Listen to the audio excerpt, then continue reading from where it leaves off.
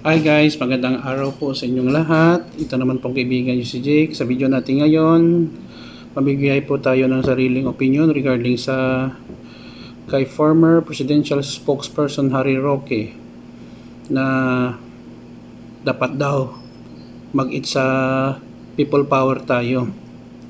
Before tayo guys magsimula, magpapasalamat po ako sa lahat ng mga subscribers, viewers, followers sa channel ko. Maraming salamat po sa inyong walang sawang panonood at suporta. Kung bago lang kayo sa channel ko at gusto nyong video na ito, paki-like lang po, share, and huwag kalimutang mag-subscribe. May nabasa po akong article dito sa Facebook. Philippine Star, former presidential spokesperson Harry Roque urged supporters of Rodrigo Duterte to gather at EDSA to protest against the former president's arrest, which he said violates the country's sovereignty and constitutional provision on judicial power. Ang mamasabi ko dito kay former Secretary Roque, spokesperson Harry Roque, kalokohan, malaking kalokohan. Bakit po? Hindi naman dapat mag people power tayo sa ngayon kasi wala naman dapat tayo i-people power. Ito po ay isang simple na problema, no, criminal act according sa ICC or International Criminal Court against humanity ang kaso ni Tatay Digong. Bakit mag-it's a people power tayo? Walang sasama dito. Especially ang mga families ng victim ng extrajudicial killing. Sa hirap ng buhay sa ngayon, hindi na uso makisawsaw sa politika na ganito. Okay? Kahapon, nabasa ko ang UN or United Nations nagsabi na valid ang warrant of arrest na ipinataw kay dating Pangulong Rodrigo Duterte ng ICC. Anong ibig sabihin?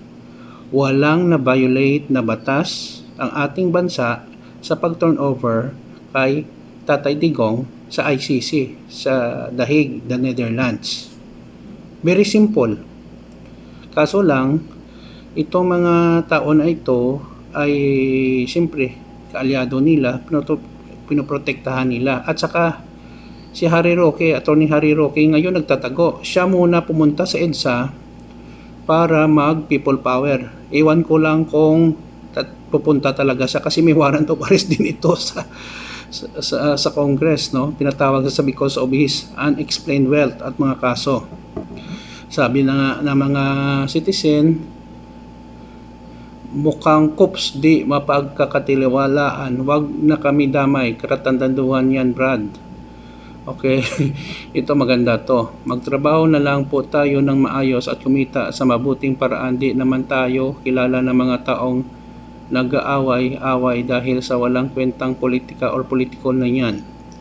Matakot tayo sa Diyos, may paghuhukom naman sa huling araw. Magkakaalaman, alam din naman yan kung sino ang mabuti o sino talaga ang masama. Tama naman.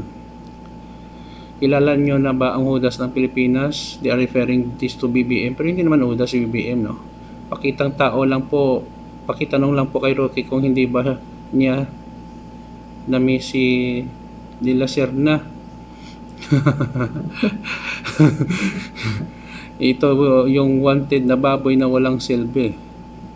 Oo, basta si Roque at ang boylet niya ang manguna sa pagrally sa EDSA. Sige nga, mauna ka, pumunta doon sa EDSA, susundan ka namin. Well, so bottom line dito guys, personally, wag nating entertain ang mga panawagan ng it's a people power, no? Ni Roque, ni Attorney Harry Roque. Walang kakwenta-kwentang bagay po ito at saka nagtatago din kasi may kaso siya, may warrant of arrest din. So yun na po guys, maraming salamat po sa inyong panonood at suporta. Please like, share, and subscribe sa channel ko kung bago lang kayo. Mahal ko kayo guys. Ingat po tayo palagi. Kita-kits sa susunod na video. Paalam.